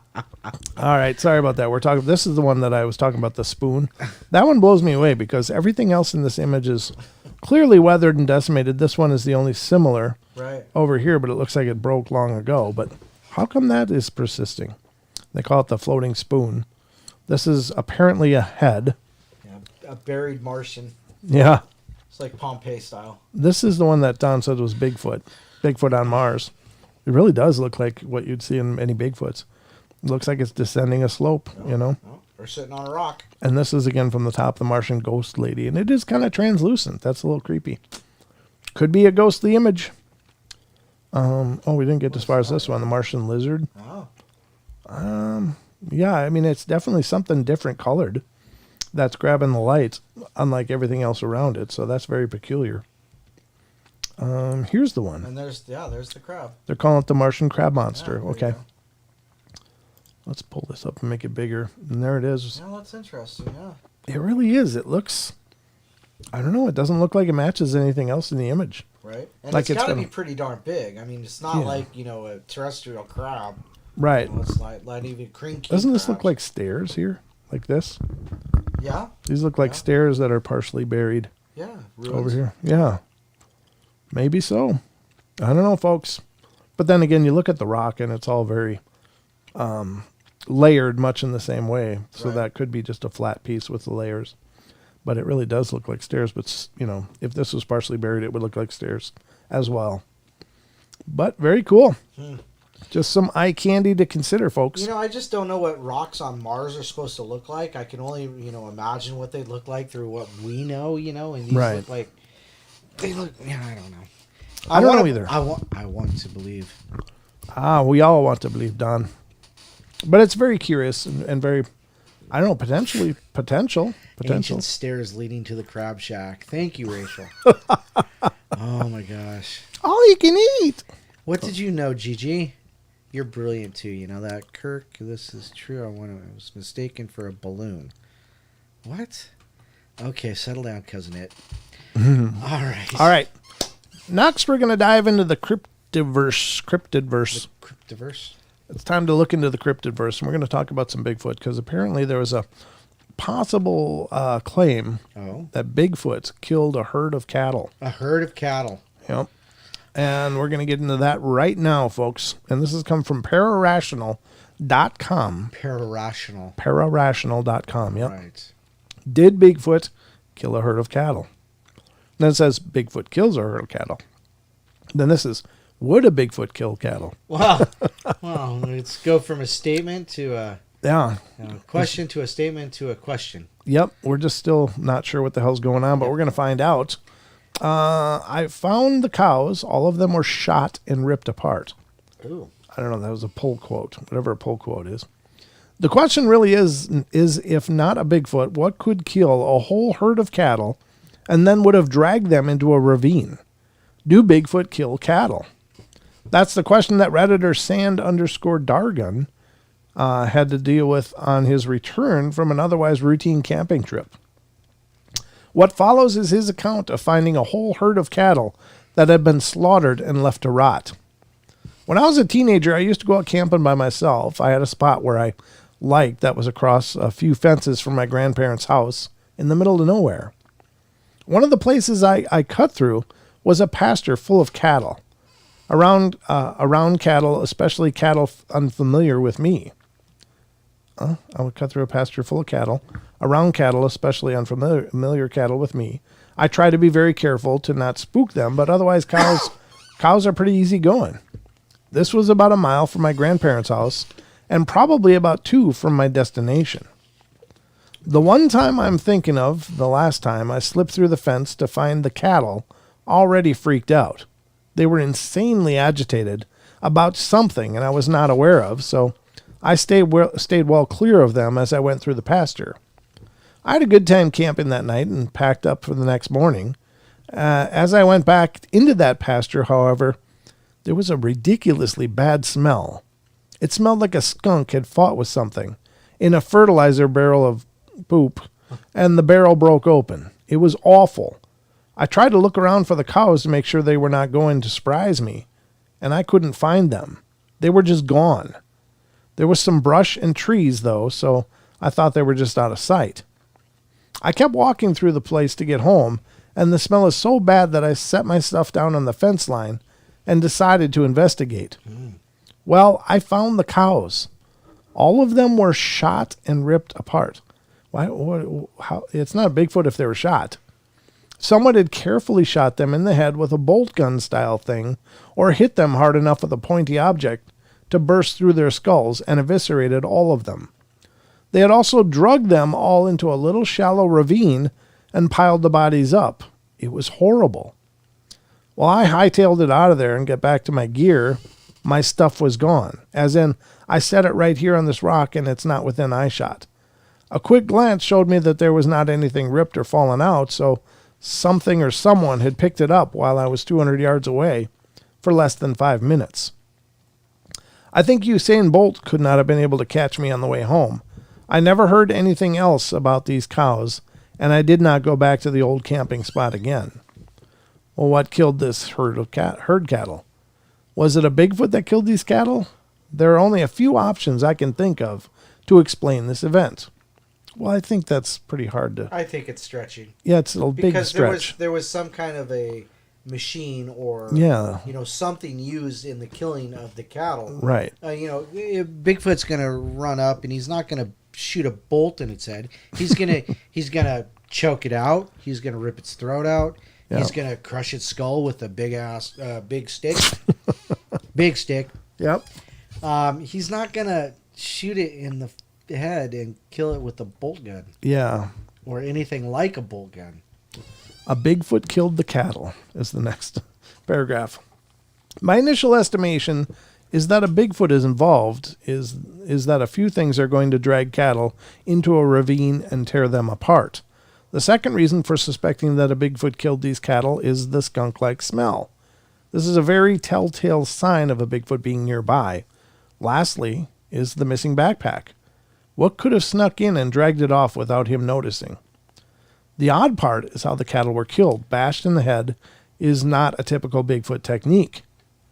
A farmer killed off his herd. That a farmer or for some reason came through and killed off his herd of cattle is the most logical answer to what happened to them. A farmer would also have a tractor to move the carcasses. As for the cattle being torn apart, wildlife in the area may have been responsible for that. Boy, that's a lot of guesses. Mm-hmm. A lot of things that would have to have happened. I'm not pretending to know, but it does sound like they put the herd down for some reason. Right. Combination of events. One other option is that the combination of events. I doubt Bigfoot kills cattle with a blow to the head, so what if a rancher had killed off his cattle, dumped the herd in a ditch, and a Bigfoot was hanging around looking for a free meal? Well, there you go. Yeah. That's more likely. That's plausible, I think. This option would account for the torn up carcasses as well as the skunk smell. As for the missing camping gear, I suspect that Bigfoot, especially younger ones, are curious about us and would have no hesitation in stealing an unattended backpack. Yep, just like any other kid on the schoolyard. Final thoughts on Bigfoot killing cattle? In researching this post, I tried to find any other accounts to show that Bigfoot kills cattle, but I came up with very little evidence that they do. In all likelihood, they do from time to time poach cattle, but I would expect them to snag one at a time and make off with them. Right. A good example of this is an account of a Yeti stealing yaks from a Himalayan farmer that was documented by Josh Gates on Expedition Unknown, Hunt for the Yeti. Nice. Comparatively dumb farm animals would be much easier to catch than wild game for a Bigfoot or Yeti. What's your theory? I don't know. I don't really have one, but it's kind of a disjointed account. Yeah. And there's nothing other than the fact that the cattle are dead and tearing apart, which may or may not be a feat of strength to tear cattle apart. I'm not sure how they were torn apart or whatever. Right. We're assuming it was a brute force thing by the description. They were shredded, they were torn apart, but we don't know. And there's a lot of supposition being piled onto this event where this kid's coming back. Oh, they killed the cattle. It stinks. Okay, I found it. What did it? Go back to my backpack and it's not there. Right. Must be a Bigfoot. I don't know. I don't know. I've only heard on one other occasion where Bigfoot is lashed out. No, actually on a couple other occasions. The first one that I heard of that I remember is an account that I think we read on the show years ago, Don. And that was where somebody had been habituating. Right. And ended up going into the hospital, and nobody knew that this person was feeding these Bigfoot. Right. He had a farm, and it was a bunch of goats. And when he was in the hospital, nobody could put out the food or the offerings, if you will. And so the person came back from the hospital, and all 30 of his goats were dead and broken up in just in the pasture. Right. Like they were just all beat to death. And that's one example that is believed to be habituation gone wrong.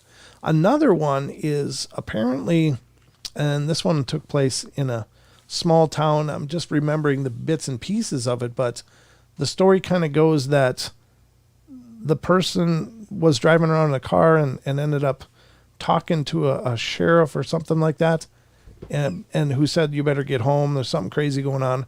And what had happened apparently was this one farmer had a prize bull. It was this huge, 2 2,000-pound huge animal. And it was really ornery and would charge at everything came into his pasture. And apparently what had happened was that bull was found dead with its head ripped off of its body. Right.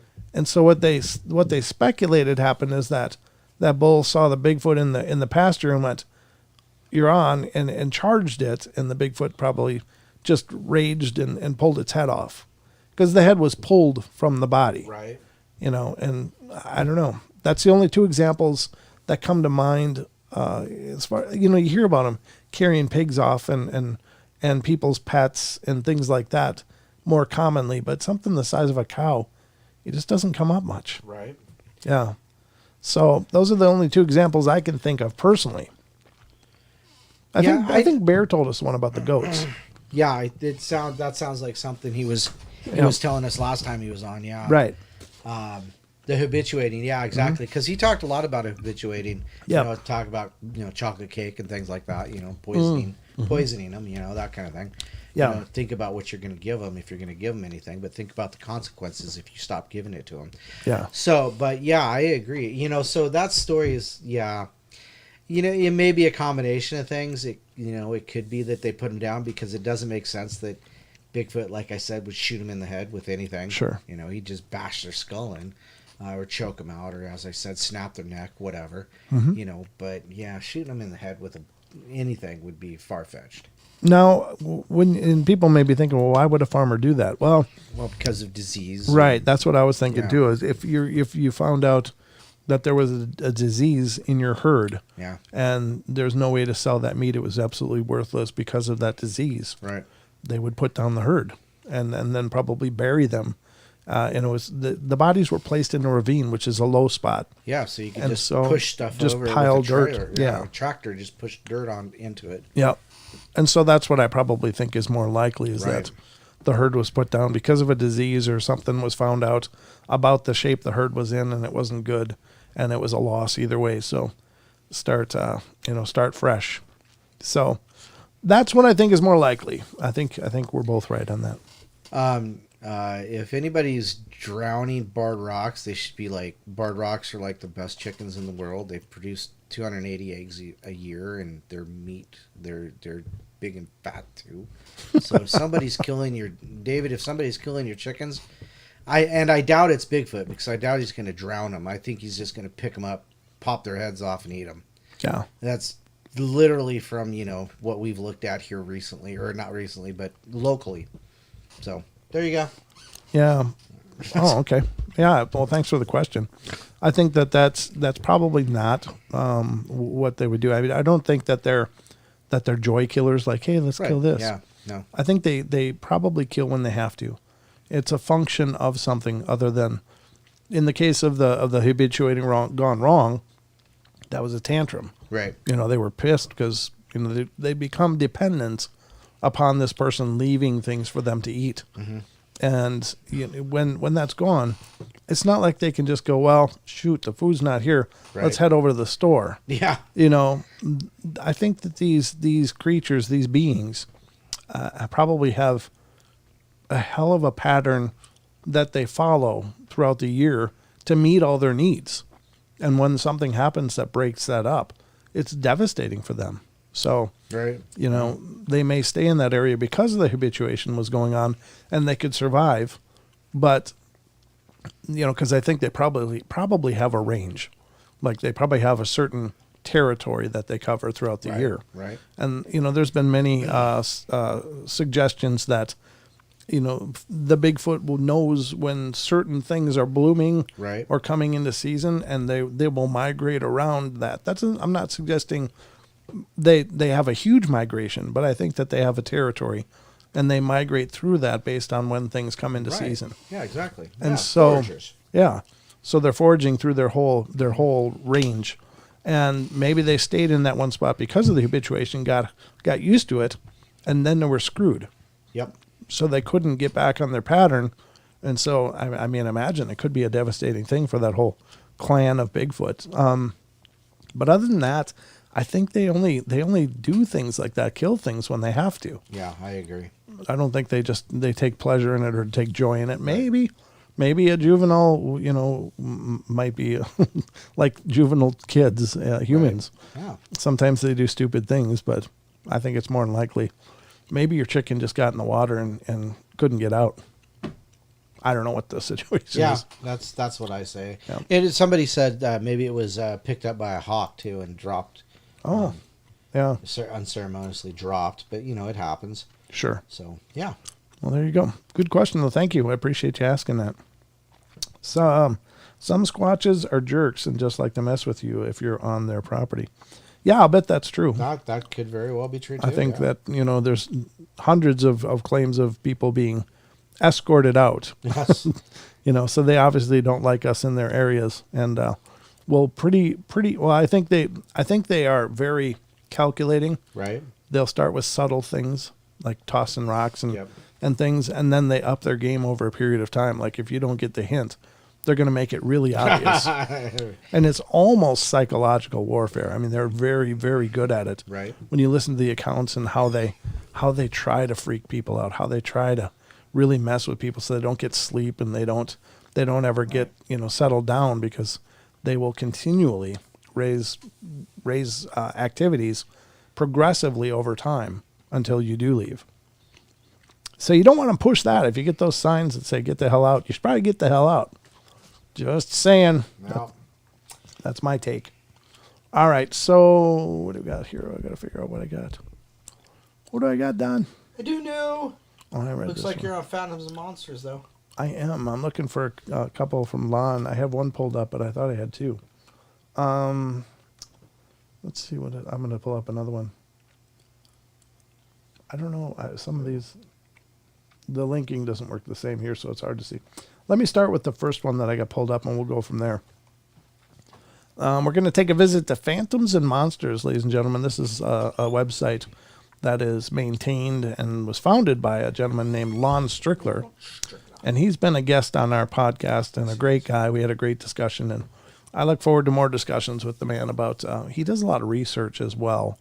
And his website, Phantoms and Monsters, is also a repository for people to make, to record their claims of supernatural activity. 4D supernatural, paranormal. It's all there. And it's a great site. If you get a chance, go check it out. Support what he's doing. And Lon also has a podcast as well. And I'm trying to remember. It's like Arcane Radio, I think is the name of it.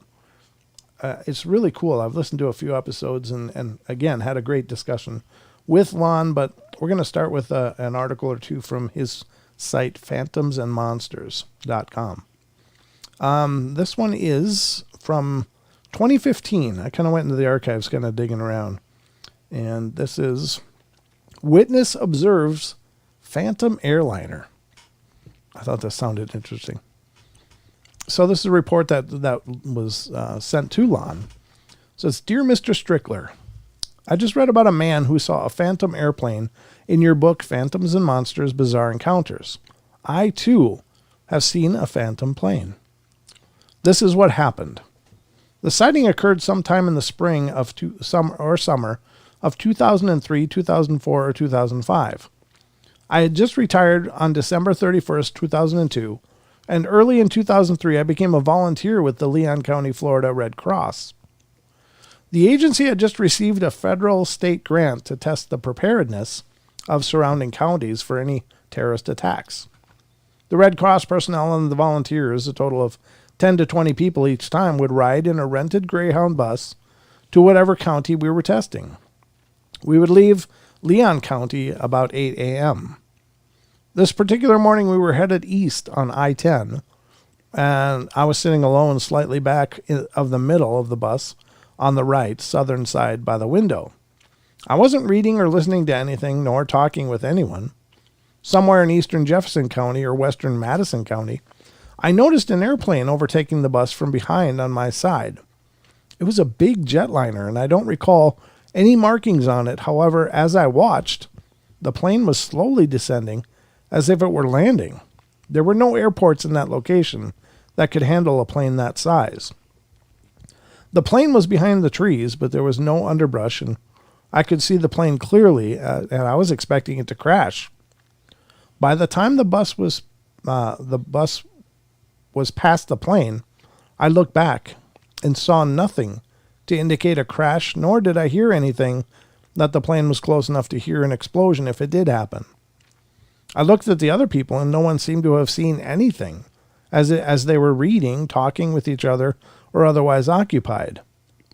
I told no one on the bus what I'd seen. That night, I did tell my husband about it and watched the news to see if a plane did crash in that area. My husband had little to anything to say. I guess he didn't want to offend me by saying he thought I was hallucinating. Word to the wise, don't tell your wife she's hallucinating. Yeah. It's probably not a good idea. Nope. And it says, I believe this is the account the witness was referring to, Vanishing Airliner. Regarding the missing Flight 370, I have a story that I've never actually told to anyone before, because quite frankly, I couldn't believe my eyes, and it left me thinking I'd gone momentarily nuts. However, I'm quite intuitive, and so I'm familiar with that odd sensation going back some 50 years as a child. I've gotten so used to it, very little freaks me out anymore. Anyway, I was working with the Raleigh-Durham, North Carolina area, and I went out back of the building to take a break, like I usually do, around 4 p.m. Facing north, just under a partly clouded sky. The exact date escapes me, but I distinctly remember that it was either the day before or the exact date of the start of the Republican National Convention in Tampa, Florida. So it was around August 27th, 2012. I'm looking up at the sky at the approximate 45-degree angle when I notice a brownish-colored airliner with 2 engines on both wings.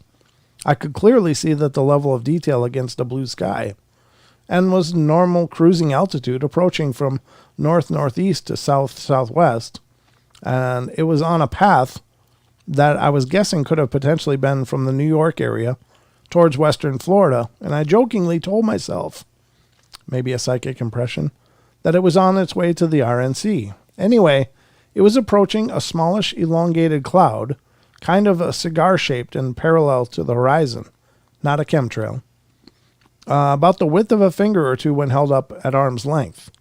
So I thought it would be cool to watch as it either flew through this small cloud or over it, which should have only taken a few seconds, and it never came out. I mean, I scanned the area of the sky for a solid 5 minutes, and all around that cloud, I never saw that airliner again. It was no mention of any missing plane on the news that night, so I buried what I saw or what I really thought I'd seen until this past week. And I'm now intuiting that someone or something has done humanity a great service in both cases by abducting an entire airliner full of who knows who or what. Both times, or I'd rather not entertain the thought of the opposite. Call me nuts. I simply don't care. And Lon's note on here is, I can recall at least one other incident reported to me several years ago, where a witness thought they observed an airliner landing on a freeway near LAX. One can't help but think about the disappearances of Malaysia Airlines Flight 370 or other aircraft, the ships that are reported missing in hot zones. That's example, the Bermuda Triangle. Is this an example of a time slip or a possible convergence within an alternate reality? Welcome to the multiverse. Mm-hmm. Very cool. Very cool. I don't know. I'm not really familiar with a lot of claims like this, where people are just not seeing it. But it does sound like a glimpse into a different reality, doesn't it? It does, and that's where I like to take it. I mean, you think, that there's the veil, and we sometimes get through it. Sometimes we pass through it. Sometimes we crash into it. Sometimes we do. Sometimes you come back. Sometimes you don't. Right. It's like an almond joy. But anyhow. But I mean, it always leaves that what if, and if it did, how. So you've got to have those mysteries. You do. There was one other article that I had here, and I don't know where I did with it. It's confusing me, Don. What's confusing you? Where the other article went? Yeah, but it's kind of like this one, so maybe I'll just read this one. I don't think that one. Oh, this is interesting, though. Let's check this out. Oh, that would be interesting. This is kind of a different one. I just discovered it now, folks, as we're sitting here. It's from Coast to Coast AM. Oh, and it's fairly new, too. Fairly new. This is Coast to Coast AM with George Norrie. Oh, I don't want this. I love pop-up ads. They're so awesome. This is Unearthed Recording alleges that Einstein was enlisted to examine Roswell wreckage.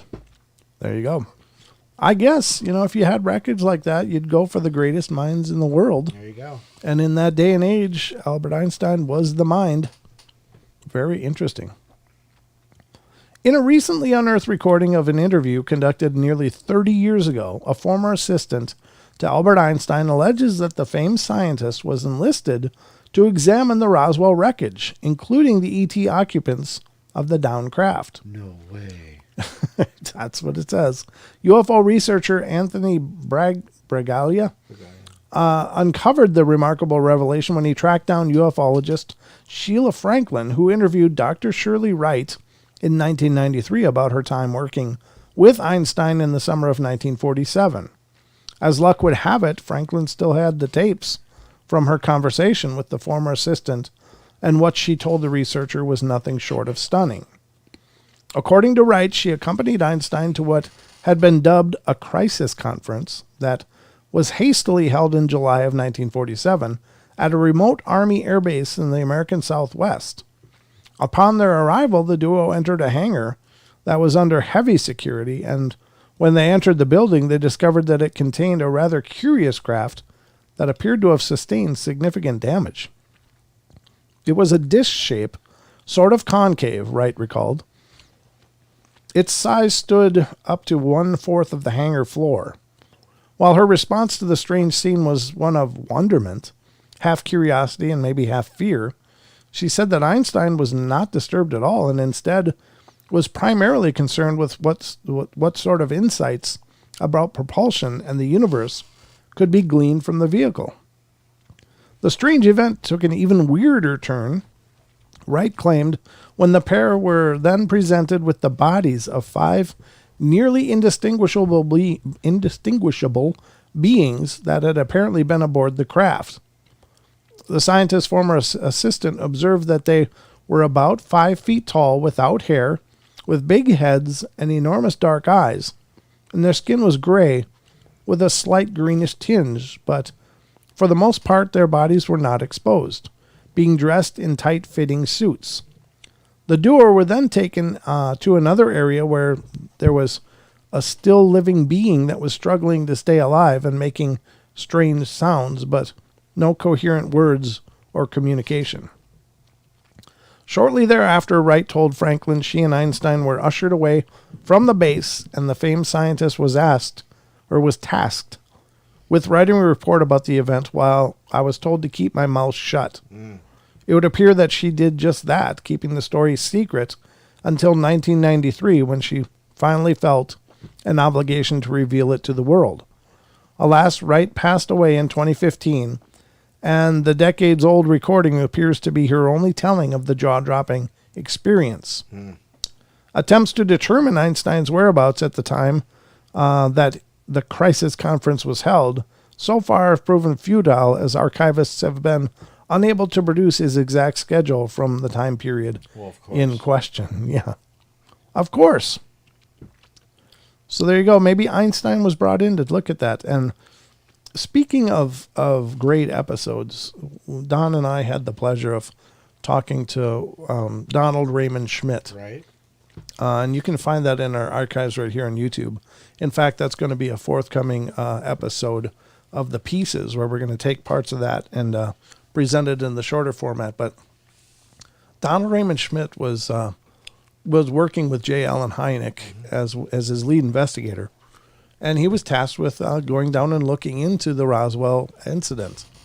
Now, he came into it very skeptical, but he did say that he vowed to himself that no matter what happened, he would follow the evidence. And what he found out was that Roswell was very much a real event.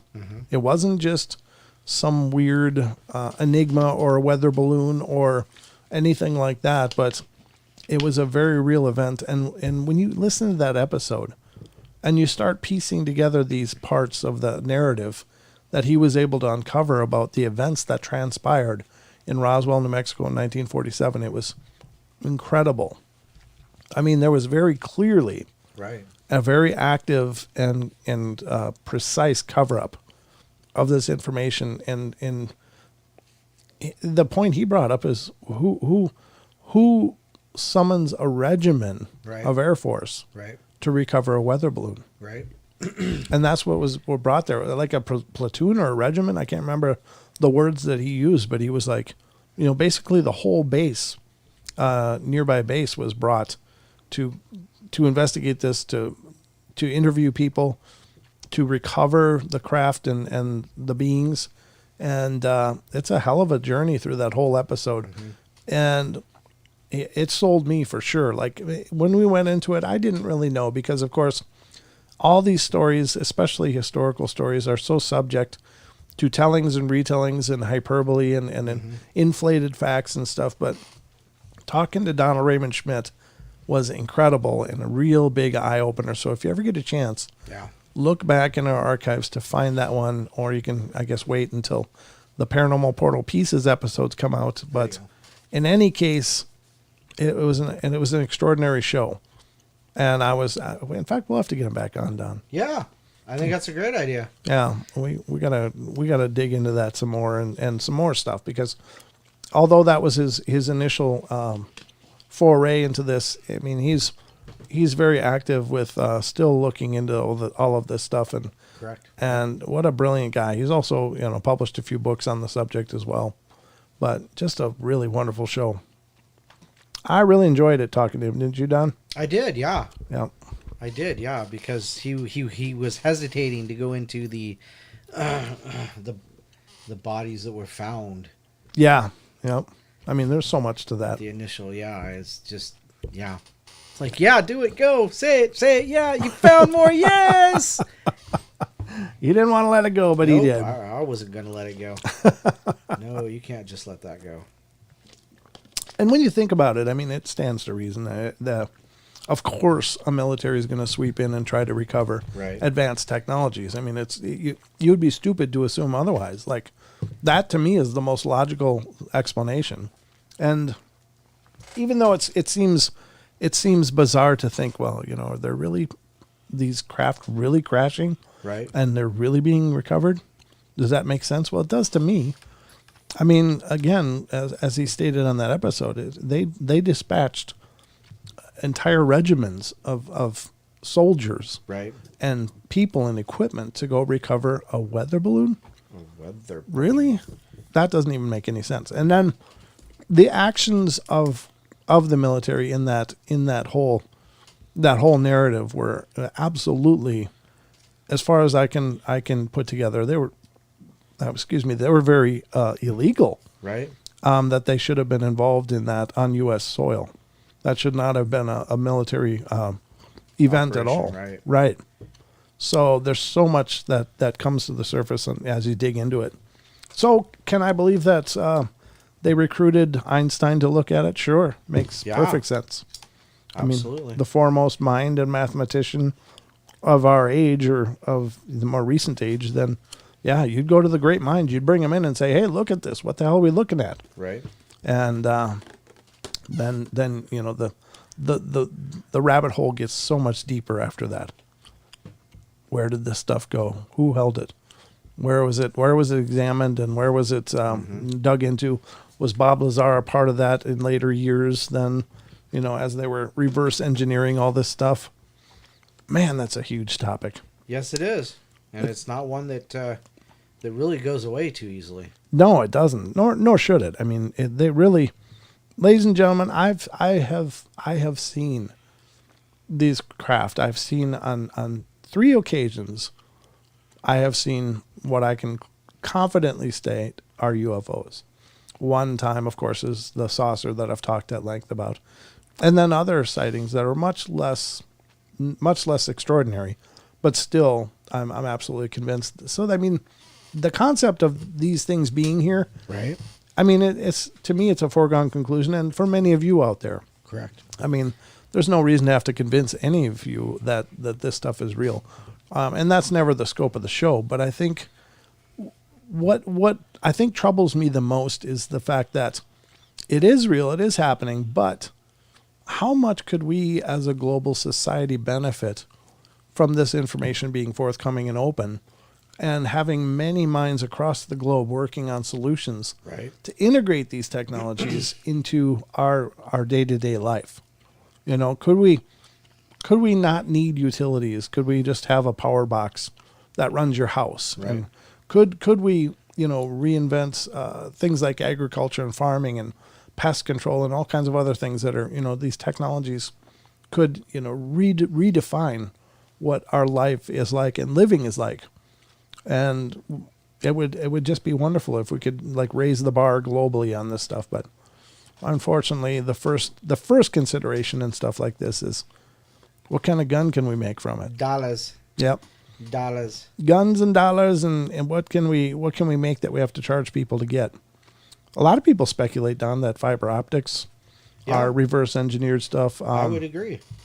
CDs, you know, the whole light media of recording CDs and stuff was some kind of advanced possible alien thing. I would. Velcro. Absolutely. No, that was from Men in Black, the movie. That's right. Yep. Advanced technologies indeed. I mean, what human being could conceive of? The Ziploc baggie aliens. Absolutely, Rachel. Aliens. Ziploc baggies. Well, I don't know about that one. As have I. Scary stuff. Yeah, I mean, it's amazing stuff. I think we stand to obviously redefine life. Here's Android Purity. If a country shot a nuclear missile at us and UFOs disabled them midair, our government saw the UFOs stop the missiles. Do you think government would tell the public or take credit themselves? I don't think there'd be any question that they would take credit for themselves. Yeah. Because that means future funding. Hey, they saved us. Right. Let's throw some more money at their developments. Yeah. No, but I tell you what, I wouldn't want to be the guy banking on the intervention of aliens to save us. Because, I mean, if they are here, and I believe they are, and they, you know, there's every reason to believe for many of us that they're here, they are still sitting idly by and watching people suffer and starve and you know, countries destroy each other in civil wars and wars all over the world. They're not stopping those things. So Right. I think they probably would intervene at a point of, you know, nuclear destruction, probably, but not necessarily. We used to think that places like Earth were very, very rare, Right. like gems in the universe. Now there's probably billions of planets that are, you know, kind of like the Earth in the cosmos. So maybe we're not such a hot commodity after all. Yeah. Maybe there's a lot of other Earths We out just think we are. there. Well, of course. I mean, right. Well, because we are. What? So we're kind of edging towards the end of our show tonight, folks. Don, did you have a good time? I did. I always have a great time talking to you and having our friends with us out there. It's always fun. It is always fun. And it's always fun when you guys join us. So again, if you wouldn't mind, please help us by you know, letting people know about the show. Yep. Feel free to share these episodes onto social media if you want to bring more people into the fold. We'd love to see you all. Hey, Julia, we never did the shout outs, did we, Don? No, we didn't get the shout outs, but let's see who's here right now so we can end with shout outs. Yeah. Let's see here. Participants tonight. Android Purity, Asset Ramses. Hey, there's Naysay, David Oglesby, David Zeismer, Digger Dog, Dream, Eric, aka PH, Purple Hobbit, Gigi, Hi Jess, how are you? Maggie M10, Mary R just popped in, Matthew Learned, or at least started chatting again. Paradox Fossils, Rachel gets it right, of course. There's Ruger Ridge. There's Saltamontes Grasshopper. Tiniest Squish and Trace. What's Trace? Linnell. Yes, correct. And did anybody miss anybody? I said Gigi. That's all that matters. Okay, so there you go. That's who I got showing in there. So there you go. Thanks for being here. Yeah, thank you all for being here again, and please check out the Paranormal Portal pieces on YouTube. That's our new satellite channel to put a lot of our bigger episodes into more bite-sized morsels for many people to enjoy. So would love if you would share that on your social media as well. That's true. And always keep an eye to the sky when it comes to the podcast, because we got new episodes always coming out weekly on the podcast, and that's available everywhere podcasts are available. So you can find us there, little by little. Little by little. The portal's taking over. Yes, we are. All right. Well, that's it from us. And don't forget to support the Teespring. If you want some portal gear, check out the Teespring site. That's link is in the description below. Right. That goes a long way to help us as well. So that's all we got, folks. Hope you had a great time. Thank you again for coming out and being a part of our evening and letting us be a part of yours. So all I can tell you is that we love you all. Be good. Be kind. Be nice. Take care of each other. Help each other out. Find the magic in every day, and remember to laugh as much as you can. Good night, everybody. Good night. All right. And cue the credits.